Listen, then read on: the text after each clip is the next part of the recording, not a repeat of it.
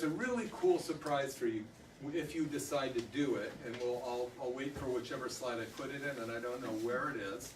But how's everybody doing? Very well. Good. Pretty good? Okay. Okay, so we'll actually want to kind of just get the feeling of where people are, what questions they have, what troubles they may or may not be having, any wins that they're having. So let's just see where we go. Oh, that's my cooking attire when I decide I need to cook, and I'm actually doing juicing there. So I thought you guys would appreciate that. I'll try to get out of everybody's way. I don't know if that's going to work. Okay, so where's the magic? Magic's in our body, right? It's not in a pill. Our body has this innate ability to heal. I mean, every time I've cut myself, it's healed. Even broke my back and it healed. I was in pain for a long time and I needed to get the bones in place. But the cool thing is that if we just give our body a chance and we eliminate problems, whether it's chemical or physical, and then sometimes it's mental, like I know you're really happy when your kids move out or whatever that is. But it's important to understand that. And you guys are here, and I really want to acknowledge you for being the 3%ers. You've decided to take the different road. And I just remember this story about, and it's kind of weird because it has to do with, cattle.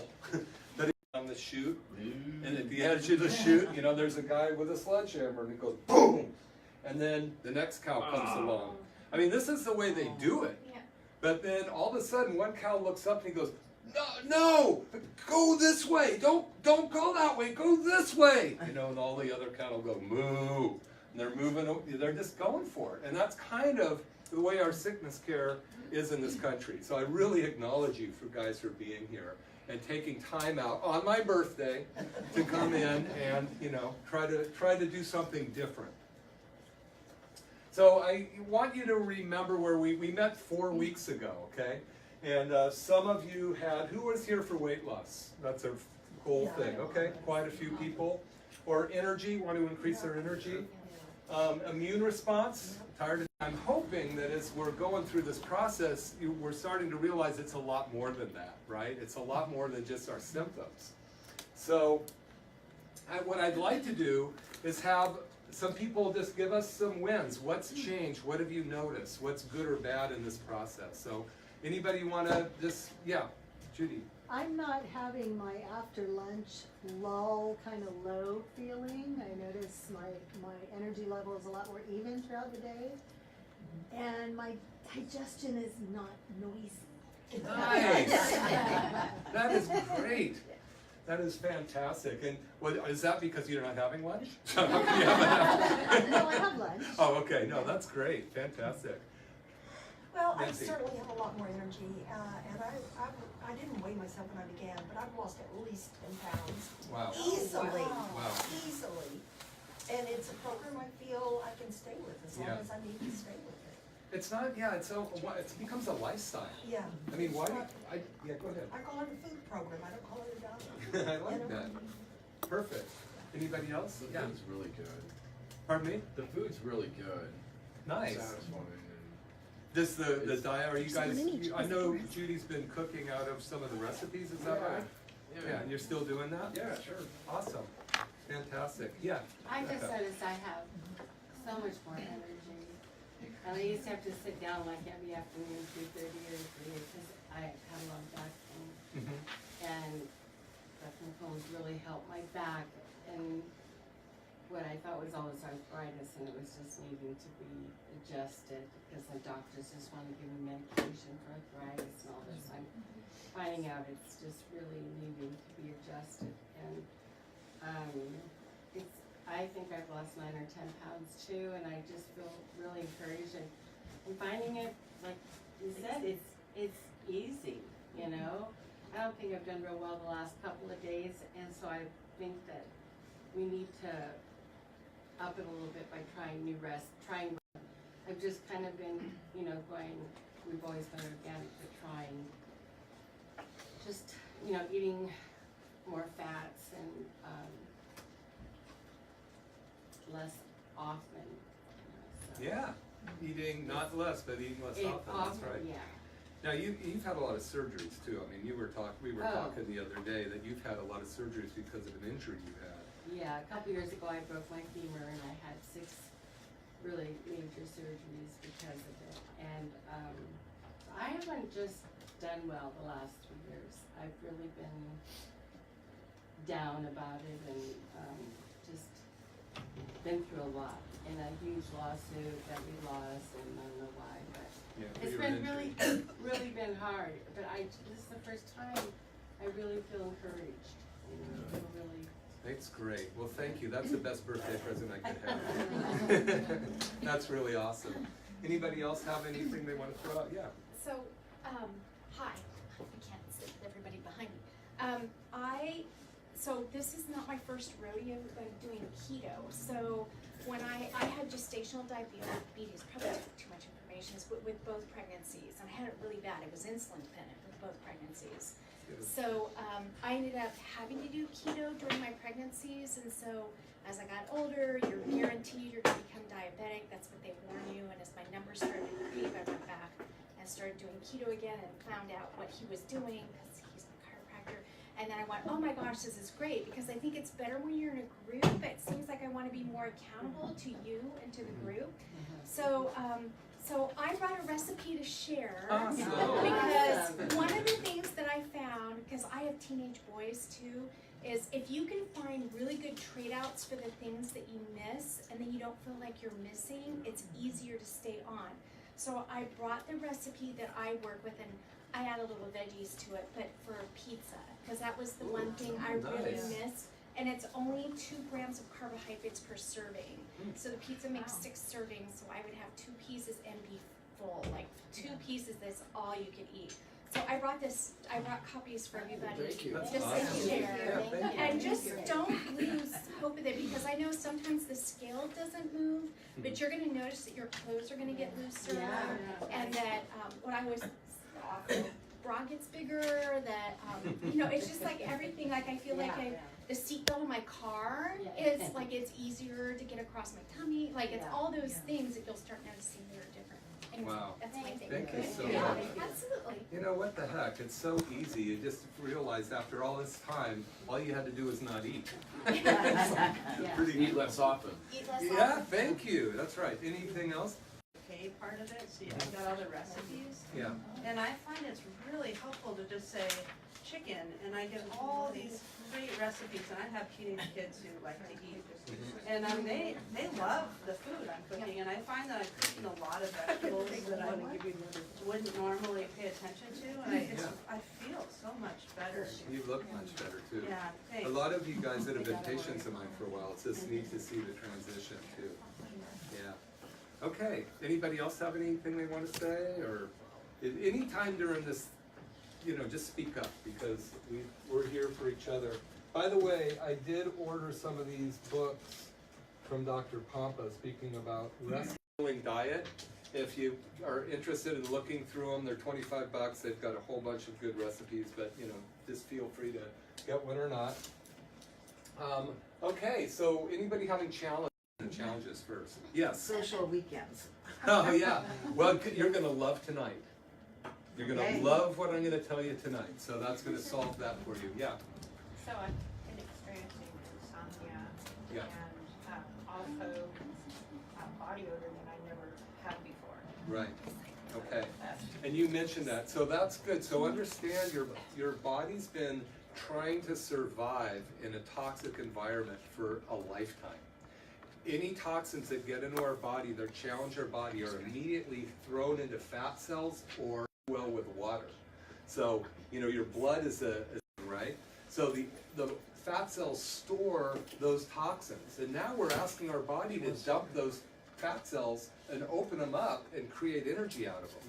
So what ends up happening is some of those toxins are put into our bloodstream. They're now water soluble, and they can help make you feel sick.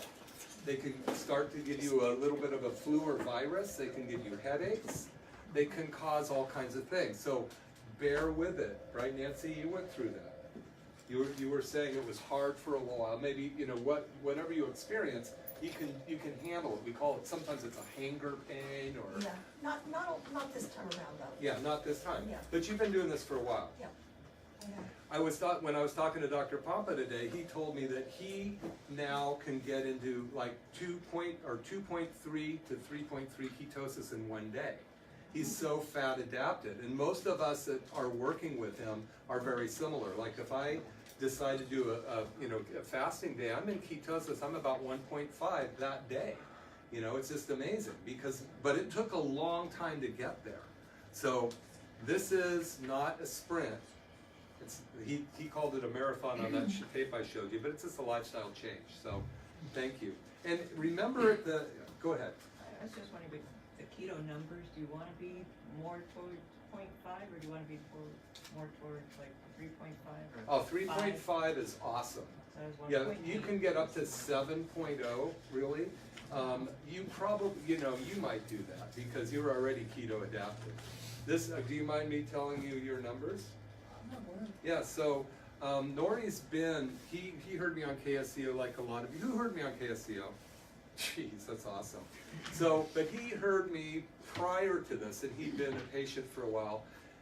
But he's been eating really well, and whatever his diet is, like when he first tested his ketones, he was like, I think you were at 3, right? 2.5 or 3? 3.8. 3.8 and your glucose is 70. 70 something. That is keto adapted. So he is burning at about a 1-to-1 ratio, because if you take the glucose number and divide it by 18, that's going to get you down to the millimoles. So that's, if you want to change Fahrenheit to Celsius, there's a number you divide it by, and it's going to be under the same scale as ketones, because ketones are like 2 or 3, right? Glucose is 90. You divide it by 18 and it brings it down to that 2 or 3 number. We can go over that later. What It's is not the- important. The product of that is the ketone, or do you call it millimoles? Millimoles, Oh, millimoles. And so when you take your glucose and you divide it by 18, it's going to give you, ideally you want a 1-to-1 ratio. If you're 3.5 ketones, you want to be, what's 65, something like that. I mean, not a lot of us are going to get there because we're probably not in the next year anyway. Yeah. so when do you want to have that low glucose? Is it first thing in the morning? Yeah. Or? We'll go over that. That's a great question. I have a slide on the coffee thing, and we'll talk about it then. Okay. And if it's not clear, make sure you ask.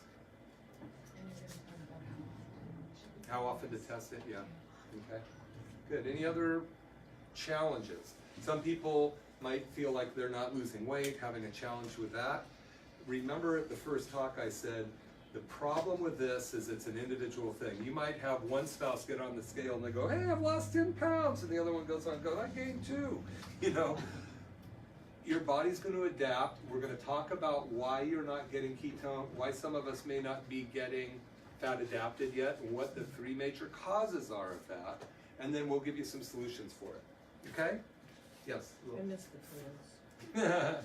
That's okay. Today you're going to... Cauliflowers. Today you're gonna find out when you can have them. What's that? I said today she'll find out when she can have Yeah, them. isn't that awesome? So everybody, I'd just like you to do this for a second. Everybody just close your eyes for a second. You're safe here. Just close your eyes and take a look at where your health is right now today, and just imagine where it's going to be in a year.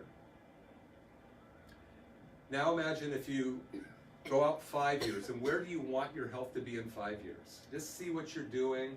If you have kids or grandkids or dogs, or how healthy do you want to be?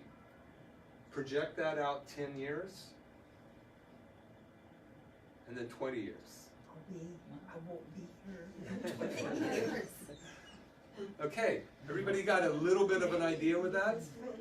I'm 63 today, so in 20 years I'll be 83. You all met my mother-in-law, she's 97, still not on any drugs, and she's still asked to come. But anyway, there's that phrase, the body's not to be delicately protected.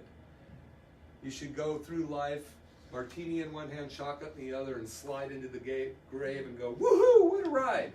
in the 60s, right? Yeah. We got to reboot so we can do it again. So that's what we're doing. We're going to we're rebooting, get our body back to where it's supposed to be, so we can enjoy the rest of our life. Okay. So this is really important, and you know, this is the next part of that question. What are you guys going to do to prevent cancer in your body? 1 out of 2 of us will have cancer. Not in this room, because we're going to teach you what to do about it. How will you prevent heart disease? Some of us already have it. 1 out of 3 of us will develop Alzheimer's disease. So just look to this right or left. You know, and I know that my mother-in-law, my stepmother died of Alzheimer's disease, and I know that some other family members in here have that. And then how will you prevent diabetes? Okay, so the diabetes, 50% of us are pre-diabetic in this country, we're diabetic. So I only put that slide up because it's a sobering slide. You know, we can do something about it. You guys are the 3%ers, you're here. Nancy said it, this is a lifestyle change. And if you start to really grasp this, we're gonna beat the odds here. And that's my goal for you guys, to beat those odds. Okay, so we're on week 4, and I got smart enough to make it red so we can figure out where we're at. Today we're going to tap deep into the subcutaneous fat source. Does everybody know where the subcutaneous fat is? I do. That's underneath, yeah. Like there's different types of fat, obviously. There's adipose fat, which is viscerally organs. That stuff is pretty dangerous. We want to definitely burn that down. That's the pouch we get. Usually after we start to get the subcutaneous fat, the next level is we start to get that kind of poochy stuff handled.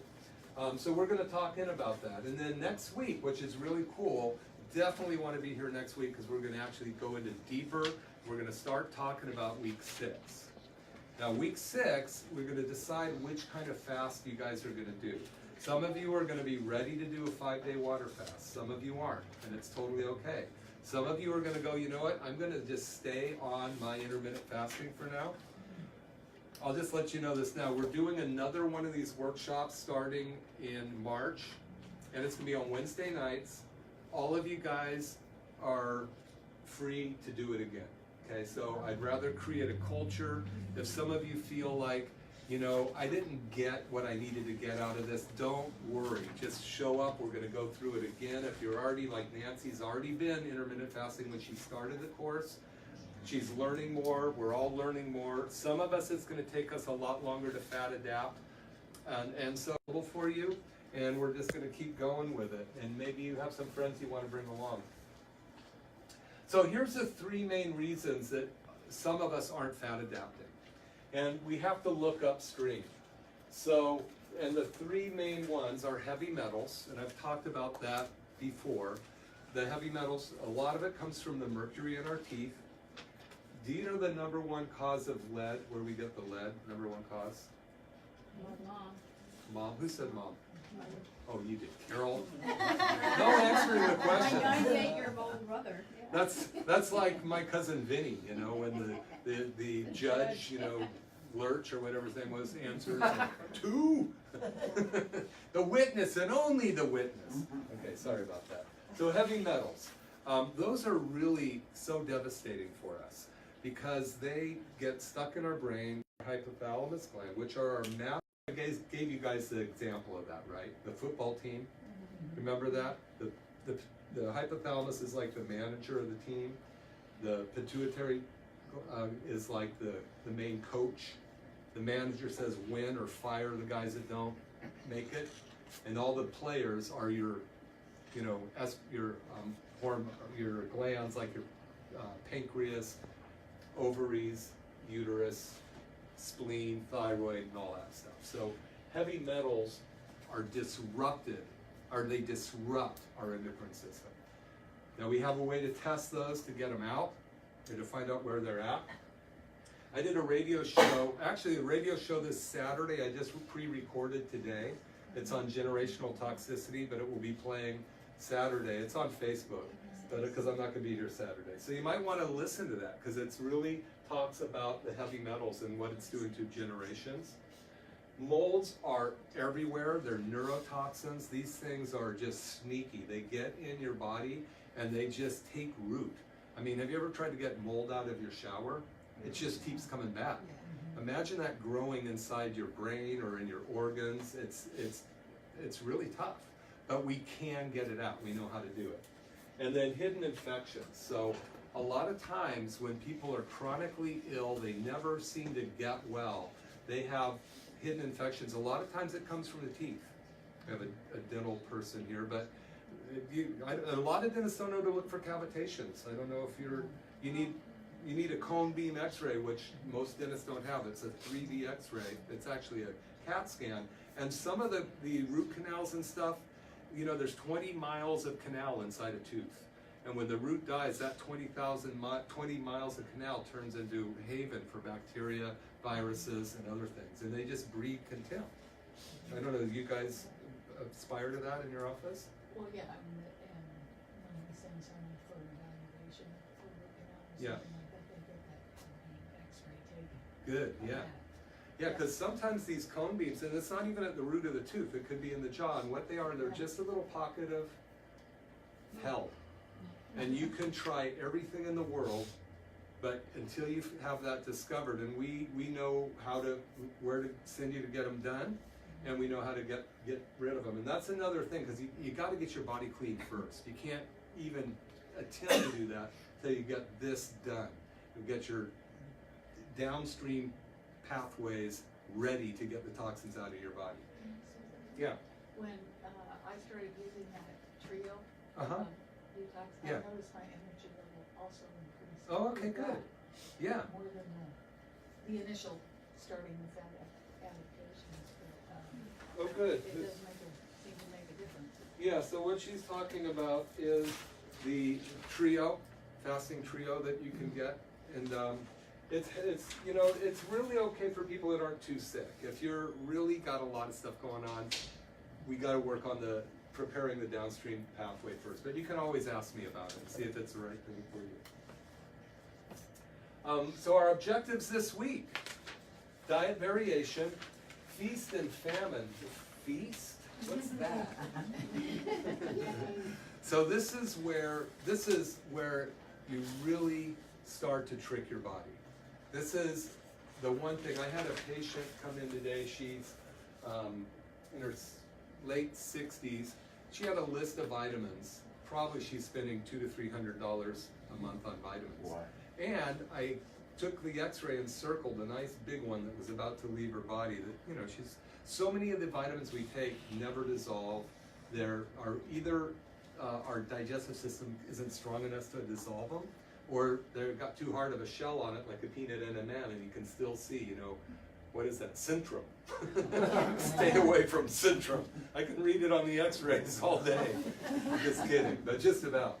But the thing is, a diet variation, which Dr. Pompa has really coined and really brought into our understanding, means you can't take the same vitamins year after year after year. They become part of the carpet, you know? It's just your body doesn't even recognize them, and your problems will rise above it. So we really want to teach diet variation, which we're going to be touching on the next 2 weeks, but also supplement variation. Especially if you're taking any probiotics. Anybody take probiotics here? You know what those are? They're the bacteria. And we've had this discussion. We know that very few of them actually get to our intestine, but regardless, we want to vary them because you can get what's called a monoculture. We do a gut test here where we test 130 different microorganisms in your digestive system, and we know if they're there's too high or too low, they can cause all kinds of problems. I'm getting off track. But so diet variation we're going to go into. We're going to talk about feast and famine and the 5-1-1 rule.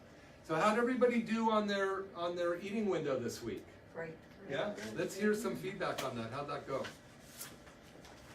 The second day was hard, and I was really hungry.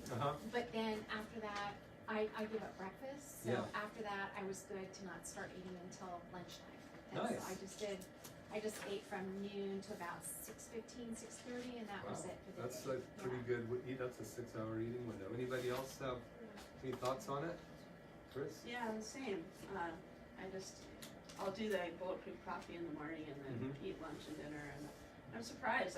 Working in a school, there's snacks everywhere. It's like, it's funny is I don't eat them anymore. It's kind of the first time in my life. Wow. Yeah. That's awesome. Great. I love my bulletproof coffee. Oh, I have yeah. that at 9, and then I usually start eating about 2. Uh-huh. 2 to 3 to at 7. Awesome. My lunch and everything, that's it. It really makes you think, having any kind of food in between during that fasting time, Yeah. that you kind of blow the whole thing, so you might as well just wait Yeah. until you're eating and then maybe have something. But I'm finding that I don't even want to eat, even when I'm in the eating part, because I go, oh, I better eat something, and I'm reverting back to thinking that, well, I need to eat because I need the nourishment, and if I don't have the nourishment, then I'm going to get run down, and that's my old way of thinking, for 60, 25 years. Yeah. And so it's like I don't even want to eat. So. Yeah. Anybody else notice that? You're just not even hungry anymore? Yes. So you're starting, one way you can know you're starting to get fat adapted is you just lose your appetite. This is good. Your body's just burning that slow burning fuel. That's really the cool thing. So should we stretch it if we're not hungry until when we are hungry? You know what? If you want to tighten up your eating window, that's great. Your body's going to tell you what to do. If that the only thing, like you say, don't listen to that. Oh, I'm going to go get an apple or Girl Scout cookie times right now. It's pretty amazing how I would always get up real early and want to have, my tea and breakfast right when I would get up. And now we're trying not to until like 10:30. But I have the bulletproof when I first wake up. And it's going on 11. I'm like, oh, we should have eaten something, Yeah, just try to stretch it out. Who just tell me your eating window right now, do you know? It's pretty much the same, 12:30 to 6:30, and often it's shorter. Because if I get hungry at 5, I'll eat at 5, and so that's a really short window, and then I don't need to eat anymore. There are usually about 2 days out of a week where I experience a suggestion of hunger, not real hunger, and I just drink water and take a finger of salt, and it goes away. Are you having a feast day? Kind of. My Okay. Sunday, but even on my feast day, I keep it, so I go to breakfast every Sunday with my friend. Yeah. So it's, from then it's like 7:30 to 5, so it Okay. is a longer day Okay. on Sunday. I really want to emphasize how important the feast days are. Carol can attest to that as well. So anybody having trouble narrowing their window? I know you have to expand your window. I've expanded it. Yeah. But today, for some reason, I wasn't hungry at all, and I didn't eat until 5:30 at all.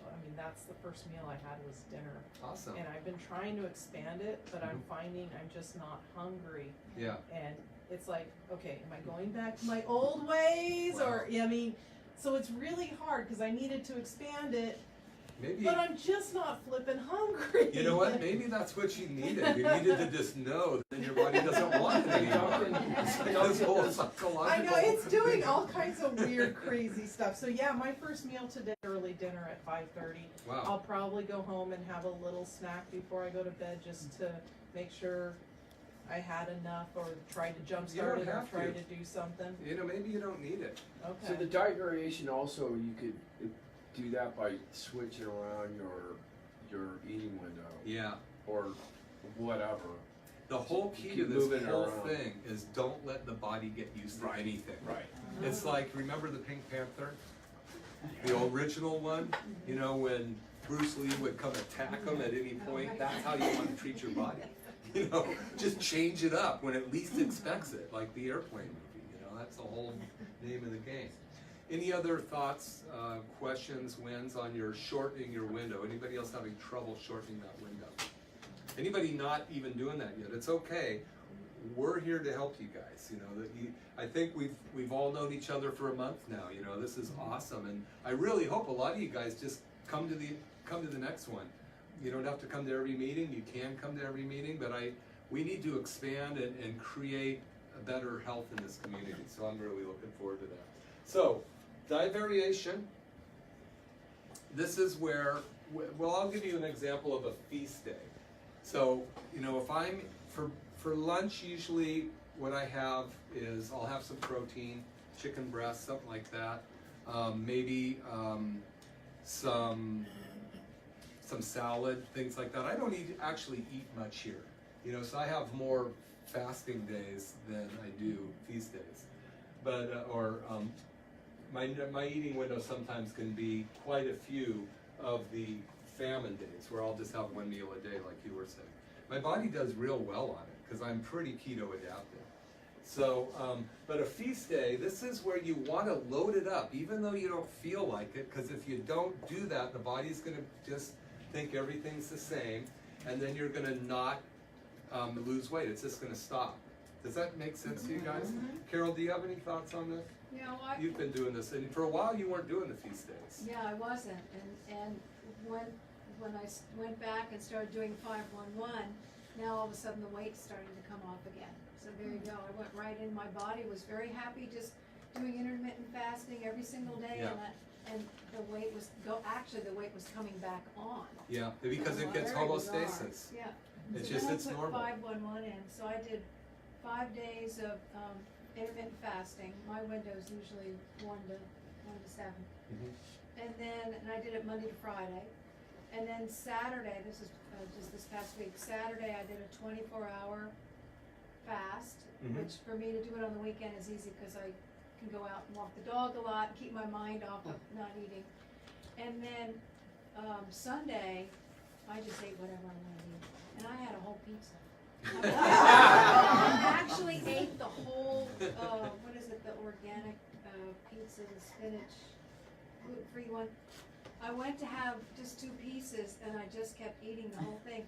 But what was really weird was at the end of it, I wasn't full. My stomach my body was like, okay, and just assimilated all. And the next day, instead of feeling like I had been hit by a truck, like I usually do when I overload with carbos, I felt great.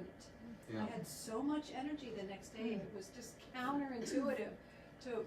So Yeah. 5-1-1 is the carbo load days. Yeah, and then I'll let you know that pretty soon we're going to go 4-2-1. So that means that you can have 2 24-hour fast days. In a row? You don't have to do it in a row. No. You know, but we are working up to doing some kind of either a water fast or a bone broth fast or what's called a partial fast, and we'll go over that next week. So next week we're going to help you pick what kind of fast you may or may not want to do. And again, it might be that you wait till the 3rd week of the next course that you're going to ready to do the fast. You know, it's just once you become fat adapted, you can start to play around with things. But the main thing is to really understand the word variation and the difference between feast and fast. Because if you don't do that, the body goes right into homeostasis. You guys all know what that is, right? Everything's normal. George. So should we not really go to like a 24-hour fast until you are fat adapted? Is that? You want to get fat adapted. I mean, if Prior you to. see, here's one thing that happens, and I should go to the next slide here. How many of you have tested your glucose in the morning and all that? Now, a couple of us, I do have everybody that ordered a keto meter through us. I think here we got them for them. Okay. So tell me. It was, difference was 117 and 118. That's all? That's all. By having One. coffee? Yeah. With Before cream and in after it? coffee, with butter in it. Okay, so you're Not good. cream, but butter. Okay. Anybody Is a else? have- 20-point difference a lot? Yeah. Yeah. Did it go up or down? It went up. With the cream? Yeah. Try it black. Okay? Before you give up on it. When you say black, you mean no butter, no cream, nothing, just black. Right. You want to Coffee. first So I know. had butter in mine. Yeah, but Yeah. but sometimes if you have a problem Okay. with the fat and the butter, your body's not adapted well enough yet, so you just need to do the black coffee if you want it enough. And if your glucose stays the same or goes down, you're okay with it. Your body's gonna change. We're changing the machine, we're changing the engine. We're adapting it, we're fine-tuning it, you know, we're changing the screws. So you're saying just drink a test before and then have a cup of black coffee and then test again?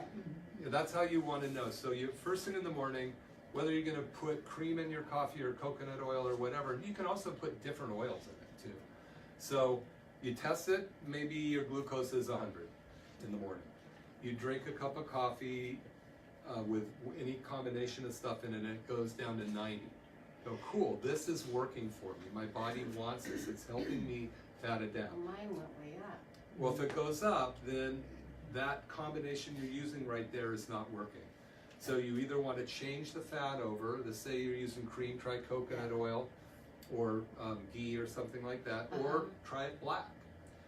You know, there's no magic thing that all of us fit into. So I'm sorry, but couldn't you also just lessen the butter and test that a little bit too? yeah, just start playing around with it. And you're asking how much do we test our, Increase the how often do you do yeah, she's asking how often do you test your, well, you want to test, once you're looking to get into ketosis, you definitely want to test your ketones probably every day till you know that you're, you know, 1.1, 1.5. Once you know where your glucose is, I mean, it's up to you. You can, but you want to, if you go, I wonder if this food is going to blow me out of the roof, and you eat a green apple.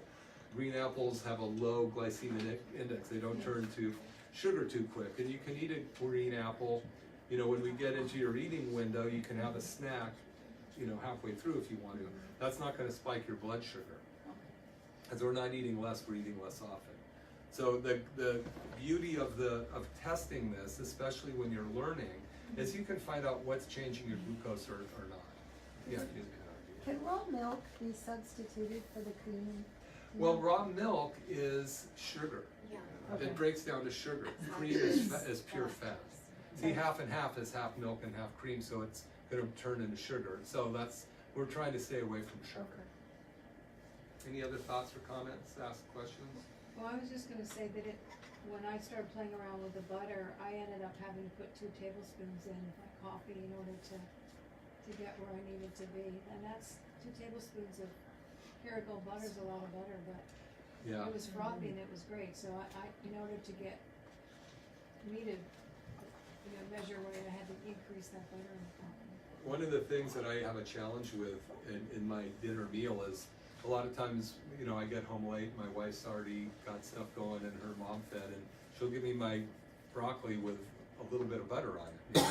She's still got this old mindset like we probably all do, and I'll go over and grab a big chunk and go bloop. Well, I haven't had my 6 tablespoons of fat today. You know, this is okay. I need this butter, and it's okay to be right. You know, not needing that butter. So it's kind of cool. And What is the glucose, the ideal number that you want to be? well, you know, per the medical association, you want to be under 100. Anything over 100 is pre-diabetic, and then you go all the way up. But per Dr. Pompa, when you're, and I'm glad you asked this question, when you're going into ketosis, you want it down eventually. It's going to take a while to get there, but down like 70, 65, 70, 80, like Nori is right now. But also we want to remember that you're not going to be in ketosis the rest of your life. Once we get down, we get our engine working well, we know that we can go into ketosis within maybe a week of priming our pump, then pretty soon within a day. Like during the spring and summer, you don't want to necessarily be in ketosis because you're out ideally in, you know, the old world. We're out there, we're really active in the summer. We need protein, we need to build our muscles up. And so there's going to be feast and famine cycles. There's going to be times where you go in and out of ketosis. So Dr. Pompa is usually not in ketosis for a good part of the summer because he's so active. And then come fall, he goes right into ketosis. Again, what's the body doing? It's putting stuff on, it's taking stuff out. It's putting stuff on, taking stuff out. And it's kind of like fish is really good when it's fresh and it's terrible when it's not. So think of your body as like that. You want to get new stuff in there, but it's got to get used up and get out. So it's a process of just moving substances through our body, not letting stuff stagnate and just kind of hang on you. That's breeds bad stuff. Did somebody wanted to ask a question? So how do you know if you're burning muscle? That's a great question, and I think that's what I was going to say. So there's a term called gluconeogenesis. Neo means new, genesis means being created. So gluconeogenesis is something that can happen when your body's breaking down your muscle to make sugar. That means you're not fat adapted yet. Okay, so if you're trying to push and force your body into fat adaptation too quickly, right? You're trying to get it to burn fat, but it's not burning. Like, you ever tried to start a fire out of oak only, and you keep putting newspaper on it, and the oak just sits there and doesn't burn? That fireplace is not oak adapted yet. It's not fat adapted yet. So you've got to burn a lot of pine still to get that oak going. So that's the process that we were teaching, is how to get your body fat adapted through diet variation, through going into intermittent fasting, doing feast days and famine days, and then testing your glucose to find out, and your ketones to find out what's working for you. The science is there. I mean, it's so easy for us to do now. Some of us are going to have a harder time getting into or ketosis. So how do you tell If you're doing... if you're breaking down muscle? Right, okay, good. So let's say you've been intermittent fasting, or let's say you're doing a 3-day water fast, and you think you're keto adapted. You test your glucose and it's like 150. That glucose is coming from somewhere. So it's coming from muscle, more than likely, providing that all of the stored glycogen or sugar in your liver has been used up, and all of the available sugar in your cells have been used up. We have a huge amount of stored sugar in our body for that fight or flight mechanism. You know, if we have to run, that sugar burns like this. Fat's kind of like, by the time the emergency's going, it isn't even started. So that's a good, does that make sense? That's why we test it, because if your glucose is too high in a time where you know you should be burning glucose, you're probably burning muscle. Now, the 3 reasons you don't go into ketosis or what? Yeah, right there. So if you're not able to get into burning ketones quick enough, so I'm 63 today, guys, so now I'm getting a little more brain fog just because of the next year. No, but, so heavy metals, molds, or neurotoxins, so you might need to detox some more. It's your body's, it knows what to do. We just got to get the interference. That's a great question, really, Tricia, because we just need to know what to do. So if you are, and that's why we're here to coach you. That's why, yeah. And so that 0.5 that Yeah. you've been talking about, that's good enough to do the water fast. It's a good Right. start. Yeah, you could probably get away with it that way, and we find out. I mean, it's not one water fast and then all of a sudden you're done. It's like we're Right. teaching you this. So in the water fast, your ketones should go up. Okay. And your glucose should go down. You'll probably have some spikes here and there, but we never panic. We go, okay, well, what do I need to do? I'm water fasting. Maybe I was exercising too much. So if you exercise too much on a fast, your body's going to look for immediate sugar, so it might burn some stored muscle or protein. Also, what's happening when we fast? What are we creating? That beautiful word? Prior to that, though, autophagy. So as your body's breaking down cells, guess what's in those cells?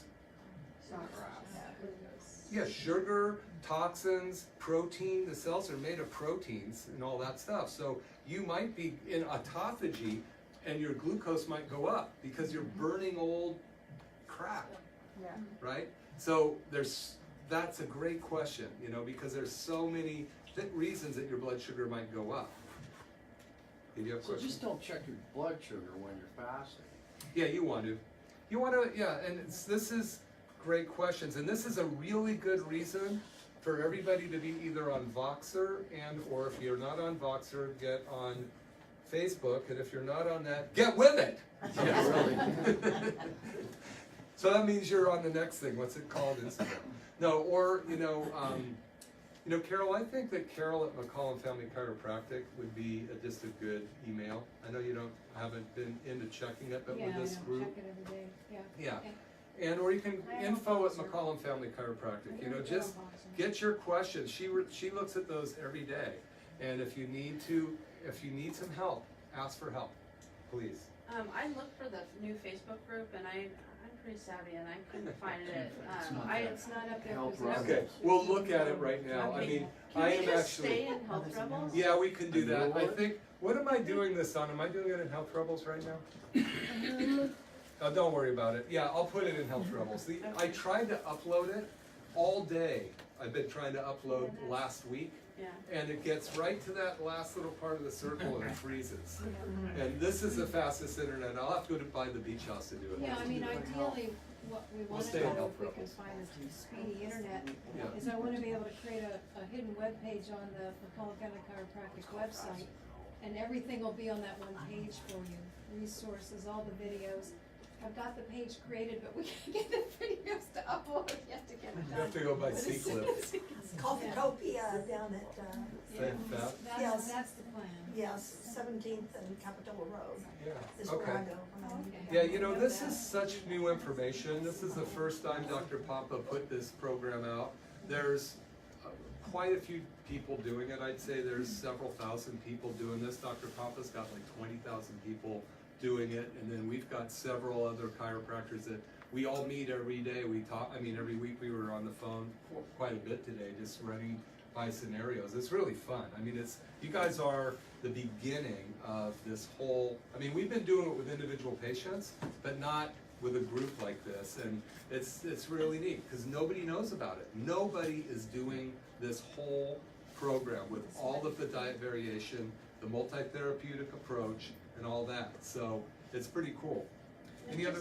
It just feels good Yeah. too. Like I think that's the part of, I keep looking for communication to share ideas, and there's something Yeah. about being able to say, hey, I found this, or hear people comment Okay. that's pretty satisfying. That's fine. Health Rebels it is. If anybody's not on there, I mean, you can get on, I mean, I know a lot of people don't want to be on Facebook, but you know, if it's going to help you be healthier, it might be worth just trying to get on this one thing. I don't know. Talk to somebody who's not 63. They can help you with that. So this is, Tricia, this is why you might be going into gluconeogenesis. The most common reason people aren't burning fat when they're doing everything right is because they've got some toxin that's holding down the accelerator. So we've just got to talk about that. Is everybody here has not had their testing done in the office, right? For which one? You've had it, the body composition analysis test? Okay, well, come do it. I mean, we're doing it here, you know, just as a service for you. But so the cell health is important. This is the cell wall health. The number on this that we're interested in is called the phase angle. The phase angle, I'm gonna just go into this really quickly because this is so important that we understand this. This is, what we're trying to do is get rid of the bad cells, right? So when we're born, as long as there's no genetic defect and we're not too toxic, although we know we do get toxins from our mom, our cells could be a 10.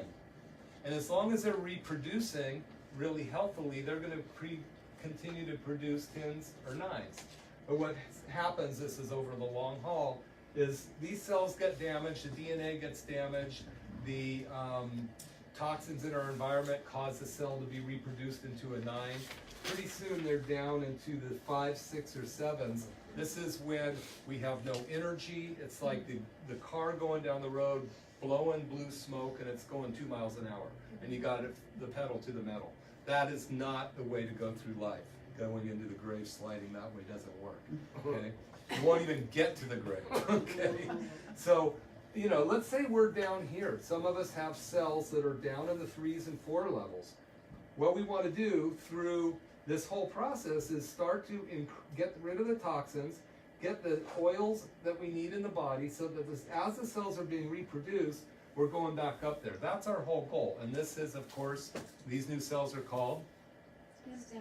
Stem cells. And the DNA never said, I'm going to get old. It's the same DNA. It's just that the environmental toxins and some part of the aging process, but more of the environmental toxins are causing us to go down that way. Does that make sense to you guys? So that's what we're trying to reverse. Let me ask you a question Yeah. about this Yeah. testing, like, I understand these values, you Yeah. need, but up here it says 7-8 female, 8-9 Yeah. men. Where do those numbers come Okay, in? so that's, From this chart? that's the, sorry, this thing got really messed up, but the phase angle for men should be between 8 and 9. It's like the compression of the engine for But anybody how that. do we tell from these numbers? Like, It look at mine. says right here, phase angle on you, Oh, down there it is. 6 point something. Phase angle right So, here. okay. All those yellow ones are correlated with Yeah, it. I thought so. Okay, so 6.8. Lance Armstrong, even though we all know that he kind of cheated a little bit, his phase angle was 13.9. Wow. Yeah, so he was actually like, you know, just like a piston for a thing going to the moon. You know, I mean, he had jacked his mechanics of his body up so much that the cell walls were just powerhouses. People, when they're on their way out, usually their phase angle is below 4. And, you know, I think I've seen this once or twice where I've done this on patients in the past, and you just know that their bodies are so far gone that it's a really high road up. But that just says the cell wall is so fragile and so damaged, and that's where life is, in the cell wall. So our goal is to keep that phase angle going up. And then the other two really important parts of it are the water inside the cells and outside the cells. And I think I went over that a bit last time. When you have too many toxins in the cells or too many toxins outside the cells, the water's pulled out and the mitochondria gets damaged. We don't need to focus on that too much. You can always ask questions. We're fixing it. Can We're you talk, detoxifying it. Yeah? can you talk about like what are those numbers or how? Like, Yeah, it should be 60% of the water should be in your cells and 40% out. So a nice healthy cell has got enough nutrients so all the little things in there that cause life are being splashed with healthy water, so to speak. You know, it's like when you do this is a stupid example, when you poach an egg, you keep splashing the water on there, that egg's perfect, right? So that's, when you're toxic though, it's just like putting salt on an orange. All of the water gets sucked out of the orange wedge, and the cell now gets dehydrated, and any toxins in the cell are going to damage the mitochondria more. All cancer starts in mitochondria, and mitochondria is the powerhouse of the cell. So you want a 60%, 60-40. 60-40 ideally, yeah. This is for the average healthy male and female. Okay. So like somebody like Nori's like, what's your 9% body fat? You know, the dude's just like a stud over there. That's awesome, but you know, that's because his body, he's been working on it for a long time. A lot of us have just never got the memo. We never got a hat, we never got a write-up on how to be healthy. So any other questions? Yeah. You mentioned Lance Armstrong. Yeah. Why aren't we all riding bikes? I mean, in a way, that's kind of like Yeah. a shortcut. People think, oh, you need exercise. Everybody's got to exercise. It goes along with a healthy program of grains and Yeah, right. fruit and all the other Yeah. things that they put together. Should we be exercising in all this? Anybody know the life expectancy of somebody who exercises really hard versus the people that don't? Less. The people who work out harder die quicker. You know, the statistics are there. My dad lived to be 91. The only reason he died was his 3-martini lunch never stopped from the 50s, you know. And your mother doesn't exercise. She's 97. Well, she does. She lifts her arms like this every morning. Yeah, she goes, fix that pothole, fix that pothole. Fix that My dad, and her husband, my dad used to say, "What do you mean? I exercise every morning. I run right from the bed to the bathroom." So, but you know, everybody's metabolism is different. I mean, you know, getting your metabolism up, getting the blood flow, flushing out the toxins that are deep in your lymph system, that's all important. Let's not say that it isn't. So it's going to be different for everybody. You know, some people love to work out. They love that high they get from that burn, you know. Some people don't. And I don't, it doesn't mean that they should or shouldn't. I mean, that's part of the whole picture we want to look at in the long run here. Right now, we're mainly looking to get us fat adapted, figure out if we're toxic, and if we're toxic, how do we get them out of our body, and then how do we create the life we want in the next 10, 15, 20 years, right? That's where we're heading. We're really focusing on getting us fat adapted and getting the toxins out. Any other questions? This is great. You guys are awesome. Thank you so much. I really, really appreciate you being here. It's just so much fun working with you guys. Carol? Do you want me, you said you wanted. Yeah, do you want to do that? What you were going to say? You wanted to talk about. You asked me to do it. Yeah. So Duncan asked me to tell my story because you probably won't believe it, so that's why I should tell it. Because it's been, I wasn't like this before. About 6 years ago, I started not feeling well. And I was living on the East Coast, and I wasn't quite sure why, but I blamed it on hormones. I was 59, going on 60. And I just thought, oh, the hormones were getting to me. And I was just getting general tiredness, you know. And then about, I don't know, within a year later, it just started getting worse and worse and worse. And long story short, one day I was visiting some friends of mine. I went up, there were some steps up to the door, and I walked up 2 steps and thought I was having a heart attack. My body just, I mean, I was literally, the heart was pounding, it was aching, and I sat down and went, oh my God, I've just had a heart attack. And I hadn't had a heart attack. And then I was fine, and I went home, and then all of a sudden I couldn't walk the dog. I literally could not get the dog walked beyond a half a block. I had to turn around. Every muscle in my body was on fire. I was exhausted, and it got to a point where I had, in the end, I had to stop working, so I retired early because I couldn't work anymore. So I had chronic fatigue syndrome. But I had more than that. So I saw 3 doctors, a couple of health practitioners. Nobody could test. Nobody could figure out what it was. And I just thought, I'm going to spend the rest of my life on a couch. So I sold the house. I moved out here to be back with family, thinking that that was it. I was just going to retire, and I had no energy. I couldn't do anything, as Duncan knows. And I started coming here to see him just as for chiropractic adjustments. And so then one of the things that I did test positive for was the Epstein-Barr virus, rampant. I also tested positive for a virus that was in a contaminated vaccine I had as a child, which was the polio. And I had, apparently there are 2 vaccines that were, viruses that were in the contaminated batch that don't have names, they have numbers, and I tested positive for both of those. So I kind of had this perfect storm. And so I just assumed I was going to spend the rest of my life on the couch. And then I was introduced to Dr. Pompa, with Dr. Pompa's program. And I just started to change. I started first just changing my diet because I was not an organic eater. I just basically ate whatever I wanted to. I also had insomnia. That was it.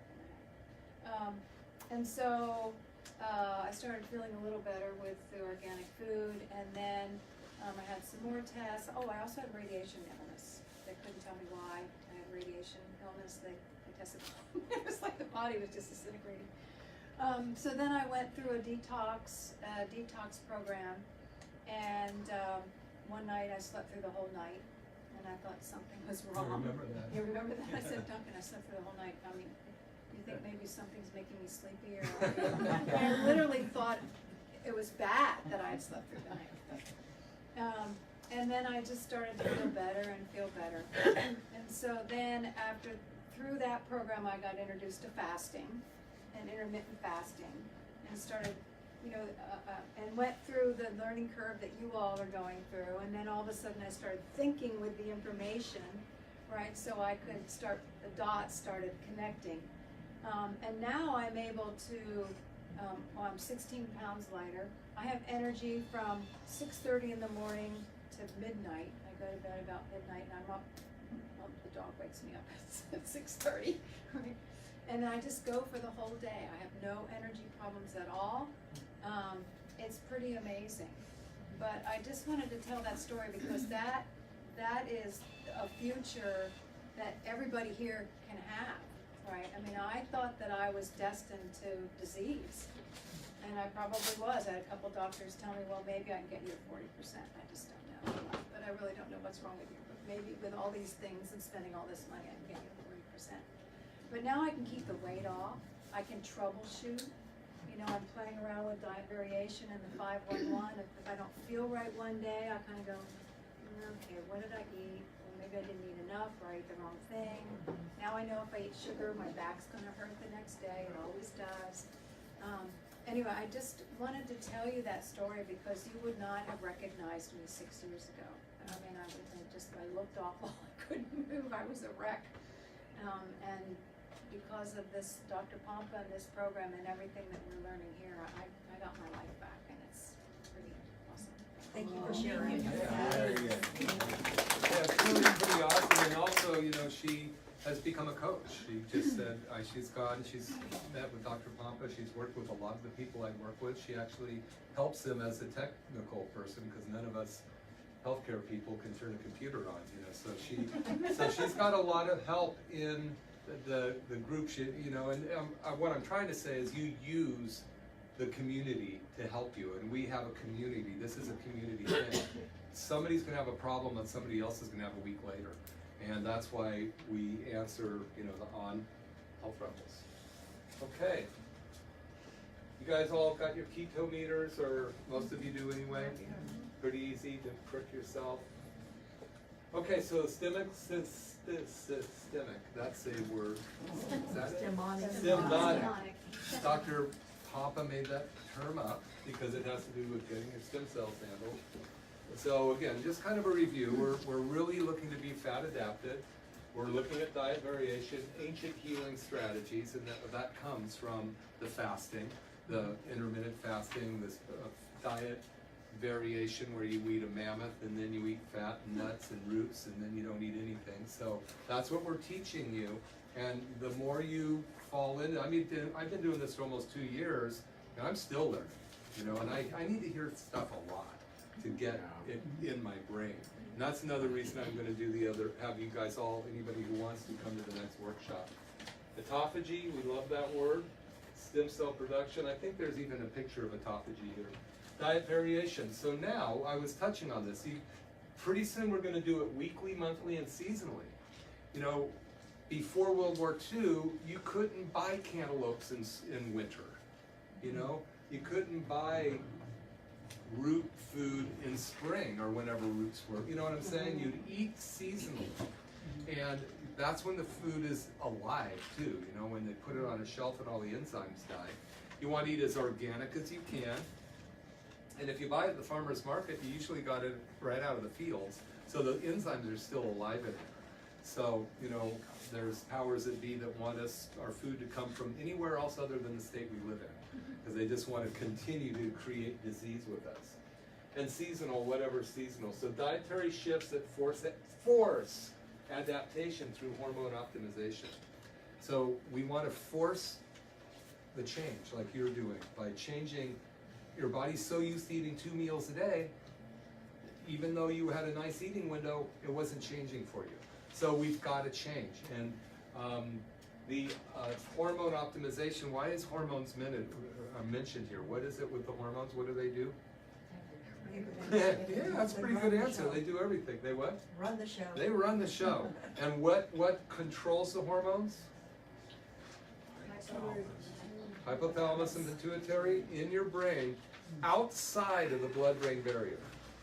So there's a cellophane thing wrapping around your brain called the blood-brain barrier, and that only will let certain chemicals and stuff in. Now it's gotten blown open with glyphosate and other things. Heavy metals get in there, insulin gets in there and lays down plaque on just like on our teeth, right? Plaque in your brain, it calls Alzheimer's disease. So we want to tighten that blood-brain barrier up. There's some really good things, like we can talk about ways to do that maybe next week. To restores the way to do it. But the pituitary and hypothalamus are not protected by the blood-brain barrier. They're outside of it. So they're bombarded all the time with these heavy metals, and they love to hang in there, and the molds and all that. They disrupt your endocrine system. So people, I'm chronic adrenal glands, I'm in adrenal fatigue, and they've been treating adrenal fatigue for 20 years and it isn't fixed. You gotta look upstream, okay? Always look upstream if you're not solving the problem. So that's the key to that. There we go, there's autophagy. So your body's way to cleanse itself, autophagy, is a biological process that removes body's accumulated toxins and recycles damaged cell components. Pretty cool, huh? That's such an awesome thing that we just were born with that ability already. Okay, 5-5-5-1-1 rule. 5 days of intermittent fasting in ketosis. So again, some of us aren't going to move forward into the other part of the fasting because we're not in ketosis yet. How do we know? Glucose goes up, we're causing gluconeogenesis. Maybe we need to do some of the fasting trio to help pull some of the toxins out. Maybe we need to do a deeper clean beforehand. Because what do you think will happen if you try to force your body to do something like a detox when it's not ready? You'll end up harming it, eating something, or your body will eat what it's not supposed to, like the protein or something. Yeah. What happened with our friend in Mexico? Did we tell that story? Yeah. My body's on Yes. fire! My body's on fire! She's like on a 6-day water fast with no prep. Just, I'm gonna stop eating. Well, now we have the opposite now. So another friend of mine, she is fat adapted. She's been doing the ketogenic diet now for 2 months. She's now on day 9 of a water fast and says she feels awesome. Yeah, that's good. She did it right. You guys are gonna love the fast. Whether you do a bone broth fast or a water fast, you might try and fail a couple times. It's gonna change your life. And the magic happens with the fasting. Really it does. You know, when you start to get the stem cells going and the autophagy is going and your body's just cruising along on cruise control, just burning fat cells, you don't even need to eat, you don't have to put your foot on the gas pedal, just boom, man, it's cool. Can't wait for you guys to experience it. So 1 day of one meal, so that's called a 24-hour fast. And some of us will do what's called a partial fast, and I'll explain that next week, because we're not there yet. But you want to, you have this is in your book. Read it, see if you have any questions on it. And then we're going to have the feast day, where some of us are going to eat potatoes. Pizza. I already have my meal set. And that's okay, because you can carb load. You want a carb load. You want your body to know it's not in starvation. If you don't do this, you're not going to succeed. You got to do this to succeed in this, or you just won't make it. Well, so can I? Yeah. If you're not so adapted and you do a feast day, aren't you just going to blow everything? No, because your body needs to know it's not starving. And you might be going like this, but you still got to do the process. You can't. It's kind of like to go all, what's so good? I'll clean my room, Dad, when I get my allowance. I've heard that before. Get my allowance, and they're gone, right? So you got to do the process to get the results you want. So you have to start teaching your body. There's days it's not going to have food, and then the day it gets food. So it's slowly going to go. See, a lot of us, if you look at us, we're not like, what was that guy, the bike rider's name? Lance We're not. We don't look like Lance Armstrong, but our body is not going to burn fat. It's not going to let go. It thinks it's hungry. It thinks it's starving because we've taught it. If we don't have carbs to burn, we're starving to death. Mm-hmm. Oh my God, I'm starving. You go, really? I'm going to die. Really?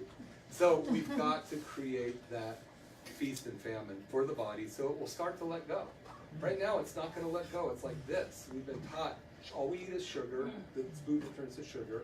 And it stores as fat, but if we don't have that sugar, we go into the shakes. We've got to break that cycle. So that word forced on the previous slide is really important.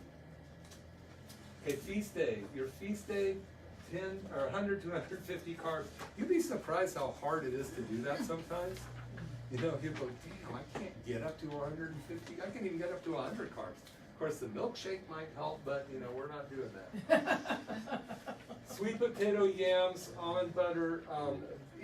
I believe in the back there's some good recipes. Take a look at this. I mean, it's got some great recipes in it as well. And or get on the carb counter, and they've got tons of good recipes on there. I forgot I paid for mine, so I have all those recipes. Too, yeah. It's like what, $3 a month or something like that. Yeah, it wasn't much. It's- I mean, it was worth it. It's worth it. I'd use yeah. it every day.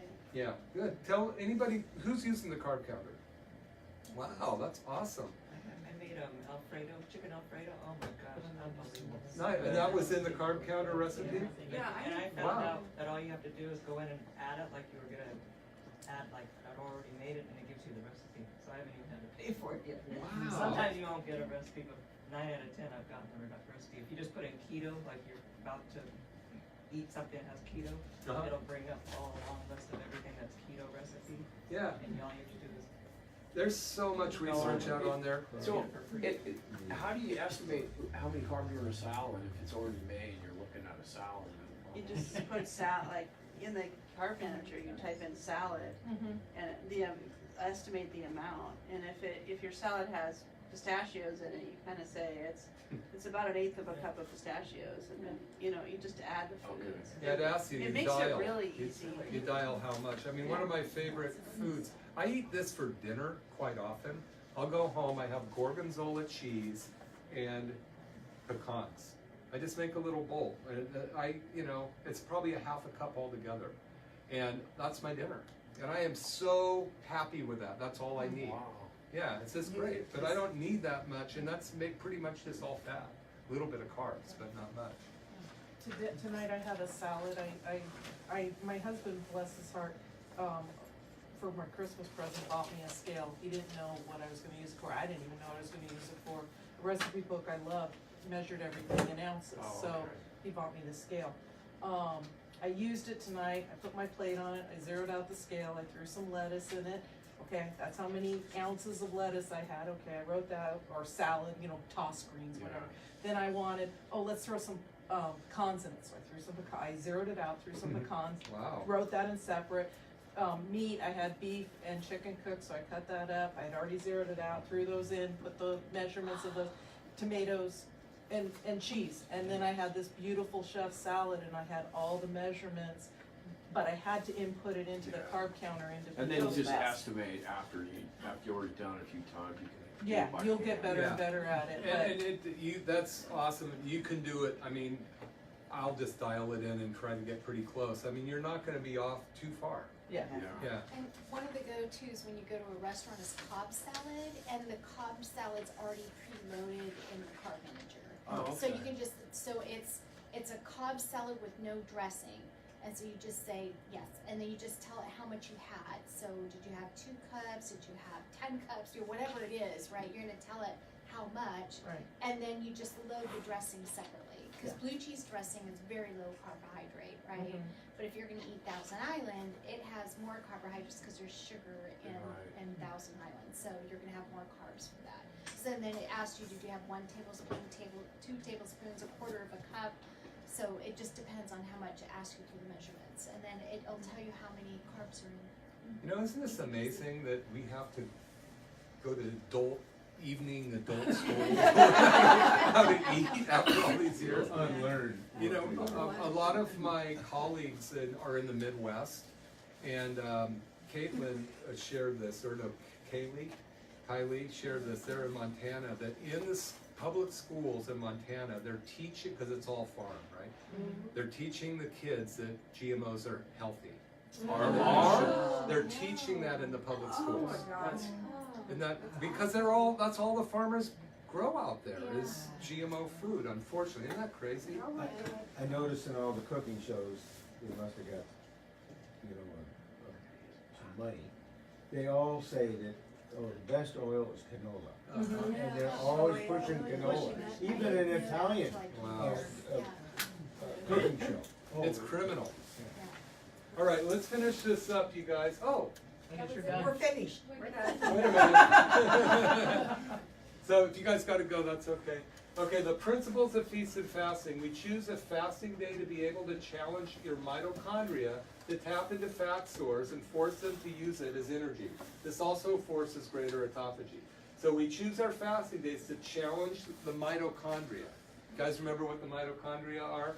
That's those little guys that are the power plant inside the cell that actually makes the energy. So that's the principle of feast and famine, is we want to challenge it. Some days it's easy, other days it's got to work for it. So we want to have it tap into the fat stores by forcing it into autophagy. We choose one feast day to remind the body that it's not starving, and that's really important. Most important teaching of the week, forcing, adaptation, and autophagy. Forcing, okay, we got to do that. Preparing your body to fast and achieve better results so that we can get hormone optimization, okay? Prepare for next week. Pick your days to feast, pick your days to fast, decide which type of fast you're looking at. I mean, just basically decide, hey, I'm going to be ready to do a water fast. I'm going to give it a try. Maybe you make it a day, and then you completely blow it. You can't lose on this thing. It's a lifestyle change. It's not, you know, an event. So goals and intentions. Consider what you've learned so far. Like some of these subjects we've talked about now, when we first started a few weeks ago, it was like blank stares out there. You know, what's fat adaptation? What do you mean an eating window? What is a ketone? So you guys are getting used to these terms a little bit more now. You're starting to get it. How will you use the information going forward? Again, 10, 20, 30 years out.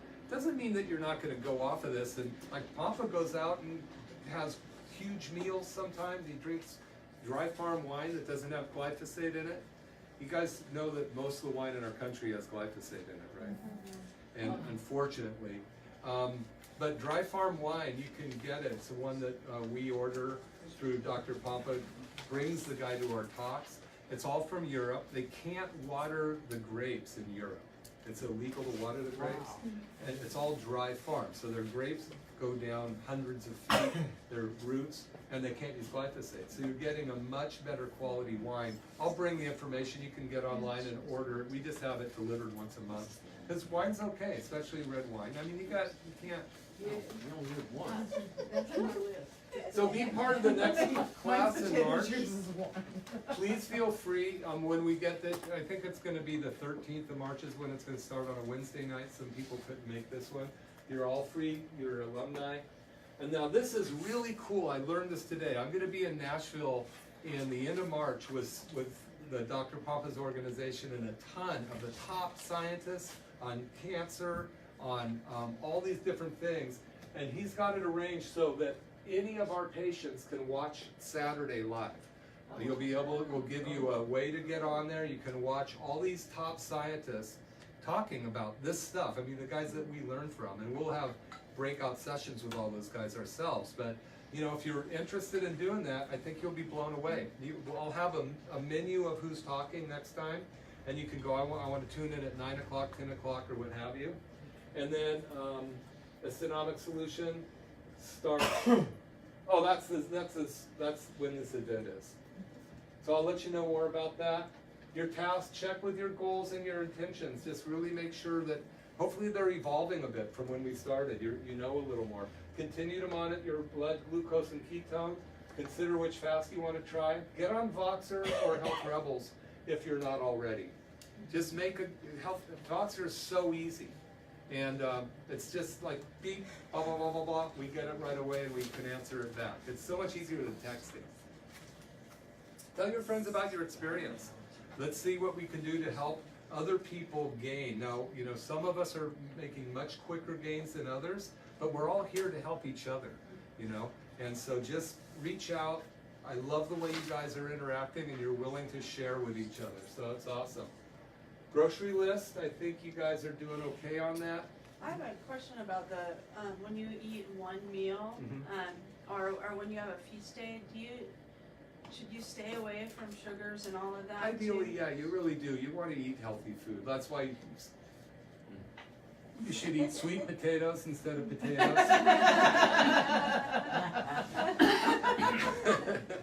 But, you know, and the whole point of this is not to ruin your future. Get ourselves down to our body weight. If you want to go out at one point when you've got things going and you're going to go have a Sunday, go have a friggin' Sunday. It's my birthday. No, just kidding. You know what I mean? But, so yeah, this isn't so that we can never do anything in our life again. This is to get us so we can do it and not die, you know, a terrible death. Okay, that's it, you guys. You guys have a great day. Thank you. We'll see you next week. And Thanks, really Caitlin. appreciate y'all being here. Thank you. My son's gonna See you tomorrow morning. It's my favorite meal. He's